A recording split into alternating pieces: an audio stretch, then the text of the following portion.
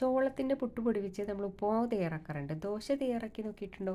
നല്ല ടേസ്റ്റാണ്. അപ്പോൾ അത് തയ്യാറാക്കാനായിട്ട് 3/4 കപ്പ് ചോളത്തിൻ്റെ പുട്ടുപൊടി, 1/4 കപ്പ് വറുത്തരിപ്പൊടി, 1/2 കപ്പ് വറുത്ത റവ, 1/4 ടീസ്പൂൺ ഉപ്പ്, 2 ടീസ്പൂൺ അധികം പുളിയില്ലാത്ത തൈര്, കുറച്ച് സവാള അരിഞ്ഞത്, കുറച്ച് മല്ലിയില അരിഞ്ഞത്, ഇതെല്ലാം മിക്സ് ചെയ്ത് 1 കപ്പ് വെള്ളം ചേർത്തൊന്ന് കലക്കിയതിന് ശേഷം 10 മിനിറ്റ് മൂടി വയ്ക്കാം. 10 മിനിറ്റിന് ശേഷം നോക്കുമ്പോൾ അതിങ്ങനെ തിക്കായിട്ടുണ്ടാവും കുതിർന്നിട്ട്. അപ്പോൾ അതിലേക്ക് 1/2 കപ്പ് വെള്ളം കൂടെ ചേർത്ത് ഒന്ന് കലക്കി വയ്ക്കാം. ഇനി ഒരു പാൻ നന്നായി ചൂടായി കഴിയുമ്പോൾ അല്പം വെള്ളം തെളിച്ച് കൊടുക്കാം.